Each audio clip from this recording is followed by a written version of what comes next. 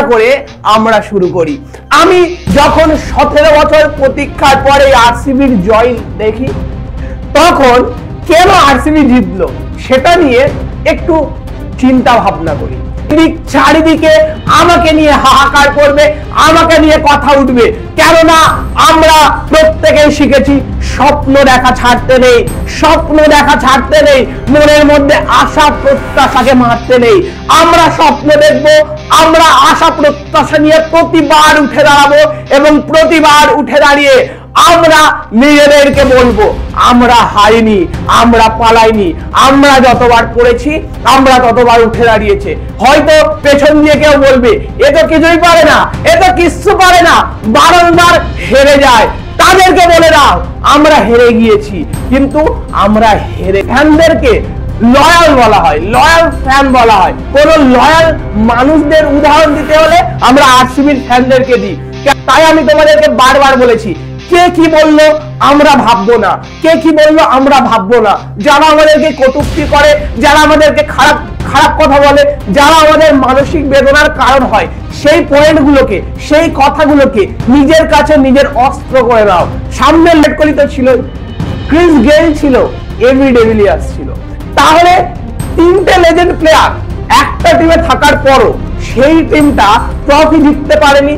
তিনবার ফাইনালে গিয়েও তারা ট্রফির কাছে গিয়েও ট্রফিকে টাচ করতে পারেনি। এটা তো অভিশাপই বটে। কে যেন অভিশাপ দিয়ে দিয়েছে যে তোরা कहते हैं अगर किसी चीज को दिल से चाहो तो पूरी कायनात उसे तुमसे मिलाने की कोशिश में लग जाता है and feel the king of the world. আজকে আমরা ঠিক তেমনই একটা ঘটনা নিয়ে ডিসকাস করতে চলেছি। So hello guys, good day to all and warmly welcome back again to Som's classroom. আজকে আমরা জানবো একটা দল যে 17 বছর ধরে বারবার পড়ে গিয়ে উঠে, বারবার হেরে গিয়েও বারবার উঠে দাঁড়িয়ে সাফল্যের যে চরম শিখরে পৌঁছেছে, সফলতা যে কতটা কষ্ট করে পেয়েছে এবং সেই সফলতার মূল্য কতটা, সেই স্ট্রাগল এবং সেই সাকসেস পাওয়ার গল্প আমরা শুনবো। আমরা সকলেই জানি যে ঠিক আগের দিন রাতে আরসিবি কাপ পেয়েছে 17 বছর প্রতীক্ষার পর। এই 17 বছরের প্রতীক্ষা শুধুমাত্র আরসিবির জন্য ছিল না। এই যে মানুষটা রয়েছে, এই যে মানুষের মুখটা আমরা দেখতে পাচ্ছি, বিরাট কোহলি, এই বিরাট কোহলির উপরে সকলের প্রত্যাশা, সকলের ভালোবাসা বারংবার আরসিবি কে জেতার রসদ দিয়েছে এবং সেই জেতার রসদের কারণেই হয়তো আরসিবি কোনো একটা সময় বারংবার ফাইনালে গিয়েও হেরে এসেও এইবারে ফাইনালটাকে জিতে দেখিয়েছে। বারংবার হেরে গিয়েও বারংবার উঠে দাঁড়িয়েছে।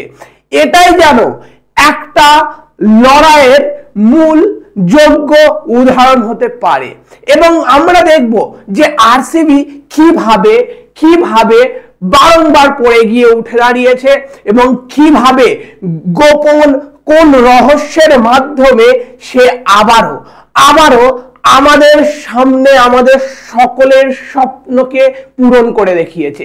এটা কোনো গোপন ট্রিক্স নেই, এখানে কোনো গোপন স্ট্র্যাটেজি নেই, সবকিছুই পরিশ্রমের উপর নির্ভর।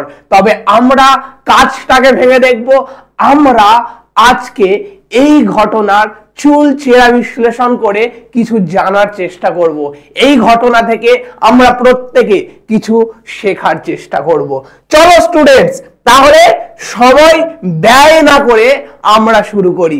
আমি যখন 17 বছর প্রতীক্ষার পরে আরসিবির জয় দেখি, তখন কেন আরসিবি জিতলো সেটা নিয়ে একটু চিন্তা ভাবনা করি, একটু রিসার্চ করি এবং রিসার্চ করার পর দেখতে পাই যে 17 বছর একটা দল বারংবার পদদলিত হয়েছে, বারংবার তার পিঠ দেয়ালে গিয়ে ঠেসে গিয়েছে, তাও সে উঠে দাঁড়িয়েছে, তার পেছনে বেশ কিছু পয়েন্ট রয়েছে এবং সেই পয়েন্টগুলো আমি তোমাদের সামনে পয়েন্ট আকারে এনেছি। সেই পয়েন্টগুলো নিয়ে ডিসকাশন হবে এবং তারপর আমরা জানবো কিভাবে আরসিবি সফলতাটা পেল। তার আগে স্টুডেন্টস ভিডিওটা প্রথম থেকে শেষ পর্যন্ত দেখো, একটু স্কিপ করো না এবং কমেন্টে তোমাদের মূল্যবান মতামত জানিয়ে দাও। আজ এই বছর যে আরসিবি কাপটা পেল, সেই আরসিবির কাপ পাওয়ার উপর তোমাদের যে মূল্যবান মতামত সেটা তোমরা কমেন্টে জানিয়ে দাও, লাইক করে দাও এবং ভিডিওটাকে বেশি বেশি করে শেয়ার করো। কেননা আমরা বারংবার কোনো ঘটনার জন্য, কোনো কিছু করার জন্য একটা যোগ্য এক্সাম্পল, যোগ্য উদাহরণ সেট করার চেষ্টা করি এবং আজ আমাদের ভারতে স্পোর্টসের মাধ্যমে, আইপিএল এর মাধ্যমে আমরা একটা যোগ্য উদাহরণ পেয়েছি, যে যোগ্য উদাহরণ আমাদের হার্ডওয়ার্ক, আমাদের সাকসেসকে উদাহরণ হিসাবে, এক্সাম্পল হিসাবে সেট করতে পারে। ওকে স্টুডেন্টস, তাহলে শুরু করি।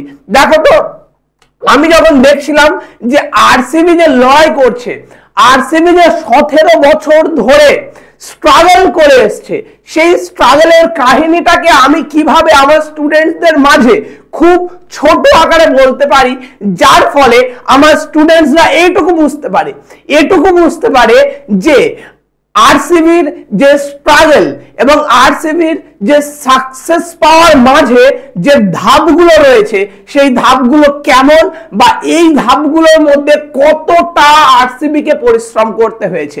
সেখানে আমি তোমাদের জন্য 5টা পয়েন্ট খুঁজে পেয়েছি। 5টা পয়েন্ট। প্রথম দেখো, আরসিবির যে সংগ্রামের কাহিনী, তার প্রথম পয়েন্ট আমি দিয়েছি ট্রফি না জেতার অভিশাপ। সত্যি এটা অভিশাপ।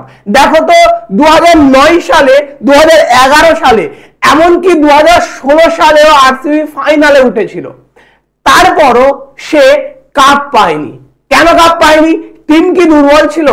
না, তৎকালীন সময়ে আমরা যদি একটু আরসিবির দিকে খেয়াল দিই, একটু লক্ষ্য করি, তাহলে আমরা কিন্তু স্পষ্ট দেখতে পাই যে তৎকালীন সময়ে আরসিবির মধ্যে 3টে লেজেন্ড প্লেয়ার ছিল। কে কে ছিল? বিরাট কোহলি তো ছিলই, ক্রিস গেইল ছিল, এবি ডিভিলিয়ার্স ছিল। তাহলে 3টে লেজেন্ড প্লেয়ার একটা টিমে থাকার পরও সেই টিমটা ট্রফি জিততে পারেনি। 3বার ফাইনালে গিয়েও তারা ট্রফির কাছে গিয়েও ট্রফিকে টাচ করতে পারেনি। এটা তো অভিশাপই বটে। কেউ যেন অভিশাপ দিয়ে দিয়েছে যে তোরা তো ফাইনালে যাবি কিন্তু তোরা ট্রফি পাবি না। বারংবার এই অভিশাপের শিকার হয়ে তারা মুখ থুবড়ে পড়েছে এবং মুখ থুবড়ে পড়ার পর আবার উঠে দাঁড়িয়েছে। পরের বছর আবার নতুন করে স্বপ্ন দেখতে শিখিয়েছে। আমরা সবাই পরের বছর বিরাট কোহলির চোখ দিয়ে, আরসিবির চোখ দিয়ে আবারও স্বপ্ন দেখেছি যেন পরের বছর আবারও একটা সফলতা আসবে এবং সেই সফলতা আজ এসেও গেছে। 2 নম্বর পয়েন্টে আমরা দেখতে পাই দলগত ভারসাম্যের অভাব। দেখবে একটা পাল্লা বাটকারাতে পাল্লাতে যদি একদিকে 100 কেজি ওয়েট রাখো এবং একদিকে 50 কেজি রাখো, তাহলে দুটোর ভারসাম্য নষ্ট হয় না? ভারসাম্য নষ্ট হয়। ঠিক সেই এরকমই অতীতে দেখা গিয়েছিল যে আরসিবির যে টিম, সেখানে এরকম ভারসাম্যগত সমস্যা হয়েছিল। অর্থাৎ কোন বছর আরসিবির ব্যাটিং অর্ডার ভালো ছিল তো কোন বছর বোলিং অর্ডার খারাপ ছিল, আবার কোন বছর বোলিং অর্ডার ভালো ছিল তো কোন বছর ব্যাটিং অর্ডার খারাপ ছিল, আবার কোন বছর অলরাউন্ডারের যে প্রয়োজন, যে ঘাটতি, সেটা সঠিকভাবে আরসিবি মেটাতে পারেনি। এরকম একটা পয়েন্টের জন্য আরসিবি বারংবার সংগ্রাম করে গেছে এবং এই যে পয়েন্ট, এই যে স্ট্রাগল, এইটা থেকে বেরিয়ে তারা চেষ্টা করে গেছে কিভাবে আমরা কোয়ালিফাই করতে পারি, কিভাবে আমরা ফাইনালে যেতে পারি এবং ফাইনালি কিভাবে আমরা ট্রফিটাকে টাচ করতে পারি, কিভাবে আমরা ট্রফিটাকে হাসিল করতে পারি। কিন্তু এই দলগত ভারসাম্যের অভাবে বারংবার আমরা দেখেছি 3বার ফাইনালে উঠেও এবং তার মাঝে বহুবার পরিশ্রম করেও 17 বছর আরসিবি আমাদের কাপ পাওয়ার যোগ্য হলেও পেতে পারেনি। তাহলে দলগত ভারসাম্য বা কোনো কিছুকে ভারসাম্য রক্ষা করার কতটা সিগনিফিকেন্স, কতটা গুরুত্বপূর্ণ কোনো কিছুকে ভারসাম্য দেওয়া, কোনো কিছুকে সমান্তরাল রাখা, সেটা নিশ্চয়ই তোমরা বুঝতে পারছো। ছোট ছোট পয়েন্টের জন্য যেমন খেলা ঘুরে যেতে পারে, ছোট ছোট পয়েন্টের জন্য তুমি যে পরীক্ষার প্রিপারেশন নিচ্ছ সেটাও ভুলে যেতে পারে, ছোট ছোট পয়েন্টের জন্য আমাদের জীবনের বহু জিনিস, আমাদের জীবনের বহু ঘটনা চেঞ্জেস হয়ে যেতে পারে। বুঝতে পেরেছো স্টুডেন্টস? বুঝতে পেরেছো এভরিওয়ান? বুঝতে পেরেছো গাইজ? তাহলে দেখো ট্রফি যেটার অভিশাপ হলো এবং দলগত ভারসাম্যের যে অভাব ছিল সেটাও কিন্তু আমরা লক্ষ্য করলাম। 3 নম্বরে দেখো চাপ ও প্রত্যাশা। এই যে প্রত্যাশা, এই প্রত্যাশাটা কেন? আমাদের সকলের প্রিয় বিরাট কোহলি আরসিবির ক্যাপ্টেন্সি নিয়েছিল, বা বলতে পারো আমাদের সকলের প্রিয় বিরাট কোহলি তার জন্ম লগ্ন থেকেই, অর্থাৎ আইপিএল এর জন্ম লগ্ন থেকেই আরসিবির হয়ে খেলছে। সে ট্রফি জিতুক না জিতুক বিরাট কোহলি বারংবার আরসিবি কে নিজের বেস্ট দেওয়ার চেষ্টা করেছে, এবং সেই বিরাট কোহলি যাকে আমরা নিজেদের অন্তরের অন্তঃস্থল থেকে ভালোবাসি, তার জন্য আমাদের সকলের মনে একটা প্রত্যাশা তো থাকবে, একটা আশা তো থাকবে। আর যখন দেখবে কারো প্রতি হোপ থাকবে, কারো প্রতি ডিজায়ার থাকবে, কারো প্রতি প্রত্যাশা আশা থাকবে, আকাঙ্ক্ষা থাকবে, তখন ধীরে ধীরে চাপ বেড়ে যায়। চাপ তো বাড়বে যে বিরাট কোহলির এত ফ্যান্স, বিরাট কোহলির এত ফ্যান্স স্টেডিয়াম জুড়ে বসে রয়েছে শুধুমাত্র আরসিবির একটা জয় দেখার জন্য। সেখানে বিরাট কোহলির তো মনে হবে যে আমার ফ্যান্সকে আমি আমার উইনিং মোমেন্ট গিফট করব, কিন্তু সেখানে সে যদি বারংবার পড়ে যায় এবং উঠে দাঁড়িয়ে তাদের ফ্যান্সদের কষ্টসাধ্য, ফ্যান্সদের ছোট হয়ে যাওয়া মুখটার দিকে তাকায়, তখন বিরাট কোহলির মনে একটা কষ্ট জাগে, প্রত্যেকটা প্লেয়ারের মনে কষ্ট জাগে। আমরা যখন বিরাট কোহলির দিকে তাকাই, আমরা যখন আরসিবির খেলতে থাকা খেলারত প্রত্যেকটা খেলোয়াড়দের দিকে তাকাই, তখন আমাদেরও মনে একটা কষ্ট জাগে, এবং এই সব কষ্ট প্রত্যাশা থেকে তৈরি হয় চাপ। চাপ এবং প্রত্যাশাকে নিয়ে, চাপ এবং প্রত্যাশাকে কাঁধে নিয়ে তাহলে আমাদের আরসিবি এগিয়ে গিয়েছিল, সংগ্রাম করেছিল। 4 নম্বরে দেখবো নেতৃত্বের চ্যালেঞ্জ। আমরা দেখেছি বিরাট কোহলি প্রায় 2013 থেকে 2021 সাল পর্যন্ত আরসিবি কে ক্যাপ্টেন্সি দিয়েছিল, নিজের নেতৃত্ব দিয়ে আরসিবি কে জেতানোর চেষ্টা করেছিল, কিন্তু তখনও আরসিবি সফলতা পায়নি বেশ কিছু দলগত কারণের জন্য। এবং 5 নম্বরে আমরা দেখব মানসিক বাধা। একটা মানসিক বাধা তো থেকে যায়, তাই না? সকলেই বলতে থাকে যে আরসিবি এত পরিশ্রম করেও কাপ পাচ্ছে না, কাপহীন একটা দল। সকলের কটূক্তি বা সকলের ট্রোল সহ্য করে যে সংগ্রাম, সেই সংগ্রামটা কিন্তু অন্যরকম হয়। তাই আমি স্টুডেন্টস বারবার বলেছি, তাই আমি তোমাদেরকে বারবার বলেছি, কে কি বললো আমরা ভাববো না, কে কি বললো আমরা ভাববো না। যারা আমাদেরকে কটূক্তি করে, যারা আমাদেরকে খারাপ কথা বলে, যারা আমাদের মানসিক বেদনার কারণ হয়, সেই পয়েন্টগুলোকে, সেই কথাগুলোকে নিজের কাছে নিজের অস্ত্র করে নাও। সামনের লোকটা যত খারাপ কথা বলবে, তুমি ভাববে সামনের লোকটা খারাপ কথা বলেছে মানে সেটাকে আমার আবারও ডেভেলপ করতে হবে, যেন সামনের লোকটা এবার খারাপ কথা বলার আগে 2 বার ভাবে, 4 বার ভাবে। আর এই সামনের লোকটার কথাটাকে যে আমরা অস্ত্র করে নিয়েছি, কষ্ট না পেয়ে সামনের লোকটার কথাটাকে যে আমরা অস্ত্র করে নিয়েছি, এটাই হলো সফলতার দ্বিতীয় ধাপ। এবং আমরা সকলে সফল হবই, এবং সফল হওয়ার জন্য আমাদের যতটা পরিশ্রম করা দরকার আমরা করব।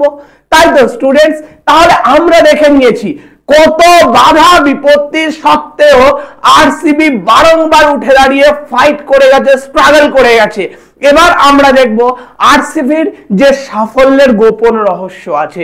গোপন রহস্য বলে কিছু হয় না, তারা নিজেদের প্রাণপণ সবকিছু উজাড় করে দিয়ে এই সফলতার জন্য, ঠিক কালকের রাতের জন্য তারা 17 বছর ধরে অপেক্ষা করছিল, এবং এটাই হলো গোপন স্ট্র্যাটেজি তুমি বলতে পারো, এটাকেই তুমি গোপন রহস্য বলতে পারো।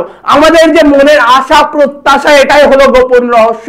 তবে তারপরেও আরসিবি অনেক কটা অ্যাক্টকে খুব ধীরে সুস্থে মানসিকভাবে ফলো করেছিল, নিয়ন্ত্রণ করেছিল, যার জন্য আমরা এই সাফল্যটাকে দেখেছি। তার প্রথম পয়েন্ট কি?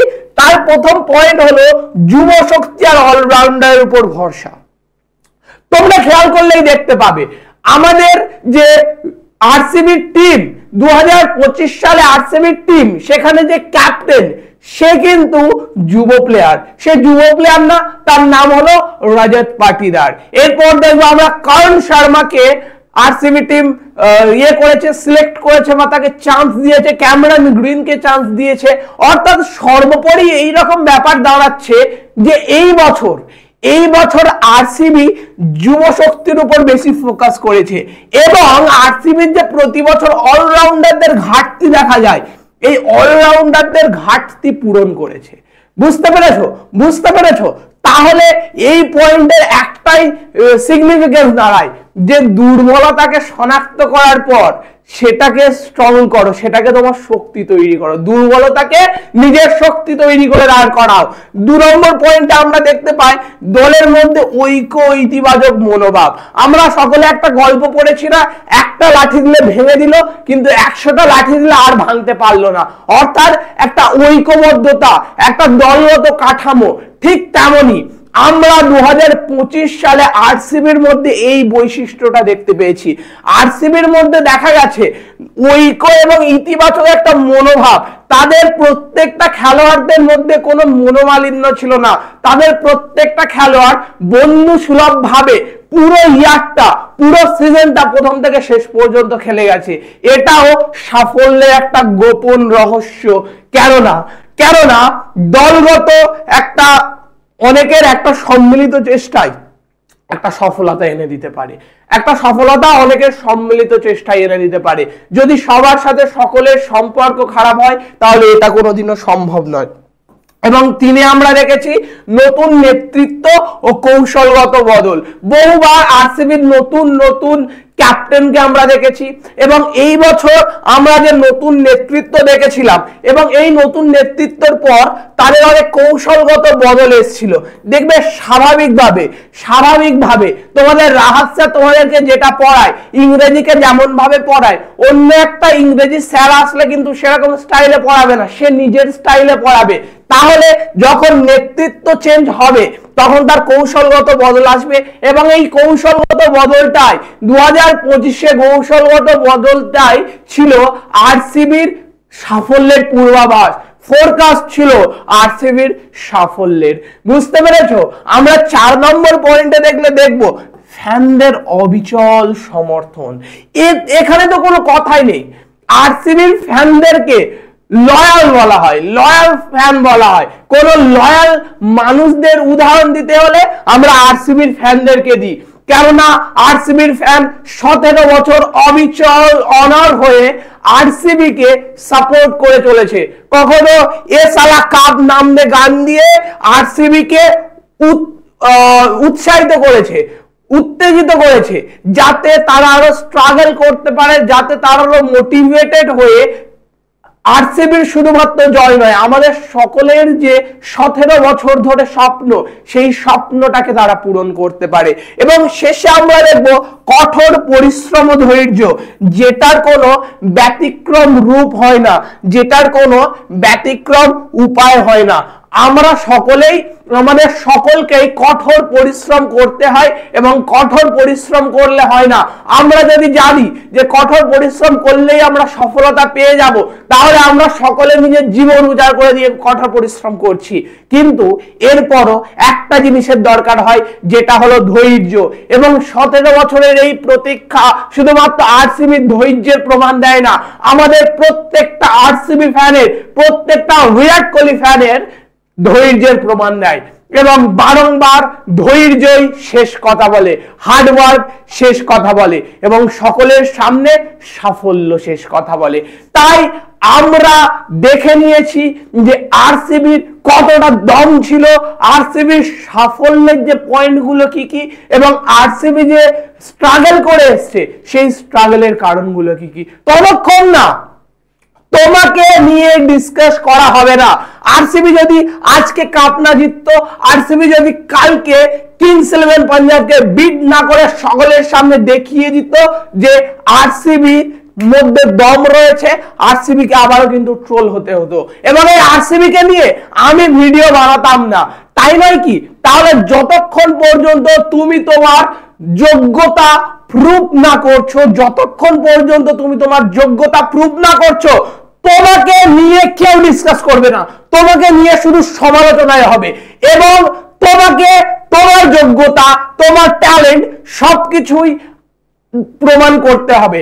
দেখো আরসিবি কাল প্রমাণ করেছে, তাই আমরা শুধু আরসিবির সাফল্যকে দেখলাম না, আরসিবি যে এত বছর ধরে স্ট্রাগল করে এসছে সেই স্ট্রাগলকে প্রাধান্য দিলাম। আরসিবি প্রমাণ করে দিল যে স্বপ্ন দেখা ছাড়তে নেই, স্বপ্ন নিজের জীবনের শেষ বিন্দু পর্যন্ত দেখতে হবে, সে যে কোনো মুহূর্তে আসুক। যতবারই তুমি পড়ে যাবে, ততবারই তুমি উঠে দাঁড়াবে, ততবারই তুমি সামনের মানুষকে বলে দেবে যে আমরা হারিনি, আমরা হারতে পারি কিন্তু আমরা হেরে যাইনি, আমরা পড়তে পারি কিন্তু আমরা মাঠ ছেড়ে পালিয়ে যাইনি, আমরা উঠে দাঁড়াতে পারি কিন্তু আমরা পিঠ দেখিয়ে চলে যাই না। আমরা খেলা ঘুরিয়ে দেব, একদিন না একদিন আমরা খেলা ঘুরিয়ে দেখিয়ে দেব এবং সেই দিনটার পেছনে আমরা যত পরিশ্রম করব, তারপর যে সাকসেসটা আসবে সেই সাকসেসটা অনেক সলিড হবে এবং সেই সাকসেসটা নিয়ে দিক বিদিক চারিদিকে আমাকে নিয়ে হাহাকার করবে, আমাকে নিয়ে কথা উঠবে। কেননা আমরা প্রত্যেকেই শিখেছি স্বপ্ন দেখা ছাড়তে নেই, স্বপ্ন দেখা ছাড়তে নেই, মনের মধ্যে আশা প্রত্যাশাকে মারতে নেই। আমরা স্বপ্ন দেখব, আমরা আশা প্রত্যাশা নিয়ে প্রতিবার উঠে দাঁড়াবো এবং প্রতিবার উঠে দাঁড়িয়ে আমরা নিজেদেরকে বলবো আমরা হারিনি, আমরা পালাইনি, আমরা যতবার পড়েছি আমরা ততবার উঠে দাঁড়িয়েছে। হয়তো পেছন দিয়ে কেউ বলবে এ তো কিছুই পারে না, এ তো কিচ্ছু পারে না, বারংবার হেরে যায়। তাদেরকে বলে দাও আমরা হেরে গিয়েছি কিন্তু আমরা হেরে যাইনি, আমরা পালিয়ে যাইনি, আমরা লড়ছি, আমরা লড়াই করব, আমরা নিজেদের জীবন উজাড় করে দেব। যতক্ষণ না নিজের সাকসেস পাচ্ছি ততক্ষণ আমরা মাঠ ছেড়ে পালাবো না, আমরা মাঠ ছেড়ে পালাতে শিখিনি। আমরা সকলকে দেখিয়ে দেব নিজের পোটেনশিয়ালিটি কি, নিজের ট্যালেন্ট কি, নিজের যোগ্যতা কি। তাহলে স্টুডেন্টস আজকে তোমাদের সামনে তোমাদের কাছে এইটুকুই বলার ছিল। কি বলার ছিল? সফলতার গোপন রহস্য, এটাই বলার ছিল, স্ট্রাগলের কতটা সিগনিফিকেন্স। তাহলে আজকের ভিডিও এতটাই, আবারও দেখা হবে পরের কোনো ভিডিওতে। ততক্ষণের জন্য টাটা, বাই বাই। যারা নতুন এসছো তারা চ্যানেলটা সাবস্ক্রাইব করে দিও, লাইক করে দিও এবং সকলে কমেন্ট করে জানিও এই ঘটনার পরিপ্রেক্ষিতে সকলের মতামত। আমিও জানতে পাই, আমিও জানতে চাই সফলতার পর মানুষরা কেমন ভাবে সেটা নিয়ে রিয়াকশন দেয় বা সেটা নিয়ে কথা বলে। এখনো কি অনেকে রয়েছে যারা ট্রোল করবে, যারা সমালোচনা করবে? আমি জানতে চাই। চলো।